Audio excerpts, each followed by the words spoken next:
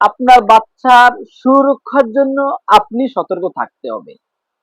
আপনি বাচ্চা হাতে কি দেন এটা আপনি অবশ্যই একটু যাচাই বাছাই করে দেবেন।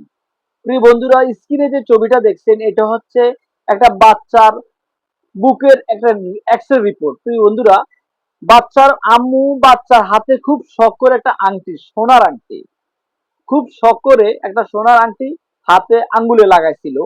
তো এটা আসলে এই বাচ্চার আংটিটা আমি নিজে চোখে দেখেছি। প্রিয় বন্ধুরা, আসলে আমার কাছে খুব সুন্দর লাগছে, ভালো লাগছে। দুঃখের বিষয় হচ্ছে বাচ্চা হাত চুষতে গিয়ে বাচ্চার হাতের আংটিটা তার মুখে চলে যাচ্ছে এবং একটা গলায় চলে যাচ্ছে, পেটে চলে যাওয়ার পথে এই বুকের ঠিক একটা সাইডে এই আংটিটা আটকে গেল পেটে যাওয়ার পরে।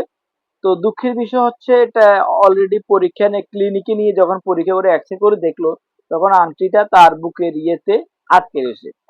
তো আসলে বিষয়টা হচ্ছে আসলে আমরা যখন আমার বাচ্চা আপনাদের বাচ্চাদের যখন হাতে কিছু দিবেন, স্বর্ণের হোক, রূপার হোক, কিংবা হাতে অন্যান্য আসবাবপত্র হোক, একটু সতর্কতার সাথে দিবেন। কারণ হচ্ছে যদি ছোট কিছু হয়, হয়তো বাচ্চারা যে কোনো সময় যে কোনো কিছু হাতে পাইলে তারা অন্তত মুখে দেয়। তো অন্তত এই দিক দিয়ে একটু চিন্তা করবেন যাতে করে বাচ্চারা এমন কিছু দিবেন না যেটা মুখে দেওয়ার পর গিলে ফেললে তো এটা এটা সমস্যা হয়ে যায়। হয়তো যদি অন্য কিছু হয় অপারেশন করে ভার করতে হবে। তা না হলে এটা যদি হজম করার মতো কিছু না হয় তাহলে এটার বিপদ আছে। আপনার বিপদটা আপনিই ডেকে আনবেন। প্রিয় বন্ধুরা, আসলে আজকে মূলত তুলে ধরার চেষ্টা করছি যে আপনার বাচ্চার হাতে যাই কিছু দিবেন না কেন অন্তত পক্ষে ভাইবা চিন্তে দিবেন। এমন কিছু দিবেন না যেটা দেওয়ার সাথে সাথে বাচ্চা মুখে দিয়ে গিলে ফেলে, কিন্তু এটা কিন্তু আপনার জন্য বিপজ্জনক। তো আসলে স্কিনে আমি আমি এটা আমার আমার এক নাতির বাচ্চা, আমার এক নাতি হয় রিস্তাতে, ওনার বাচ্চার হাতের আংটি ছিল সোনার আংটি। আংটিটা ওনার মা খুব শখ করে আংটিটা তার হাতে পরাইছিল। আমি নিজ চোখে দেখেছি, আমার কাছে আসলে খুব ভালো লাগছে। দুঃখের বিষয় আংটিটা যখন খেয়ে ফেলছে যতটুকু যাওয়ার ততটুকু গিয়েছে, যাওয়ার পর আংটিটা আটকে গেছে, আর যাচ্ছে না। তো এক পর্যায়ে বাচ্চা যখন কান্নাকাটি করছিল কিংবা বাচ্চার আম্মু যখন আংটি খুঁজছিল তখন বাচ্চার আসলে কান্না করার পরে বাচ্চাকে নিয়ে ক্লিনিকে যাওয়ার পর যখন এক্সরে করছে, এক্সরে করে দেওয়ার পর আংটিটা দেখা যাচ্ছে। প্রিয় বন্ধুরা, আসলে বাচ্চাদের প্রতি যথেষ্ট পরিমাণ কেয়ার রাখতে হবে। কারণ তা না হলে এই ধরনের বিপদ আপনাদের বাচ্চারও হইতে পারে। আজকের এখান থেকে শিক্ষা নিবেন যে আমার বাচ্চার হাতে আমি কিছু দিতে হলে অন্তত যাচাই বাছাই করে দিতে হবে। বড় কিছু দিবেন যাতে করে এটা মুখে দিলেও ভিতরের দিকে না যায়, এবং হালকা কিছু দিবেন যাতে করে এটা হাত থেকে পড়ে তাদের হাতে পায়ে শরীরে যাতে করে কোনো রকম ইনজুরি না হয়। এমন কিছু দেবেন যাতে করে তারা খেলতে পারে এবং এটা মুখে দিয়ে যাতে করে গিলতে না পারে, মুখের ভিতরে যাতে না ঢুকাইতে পারে এমন কিছু দিবেন যাতে করে তারা খেলাধুলা করতে পারে জাস্ট।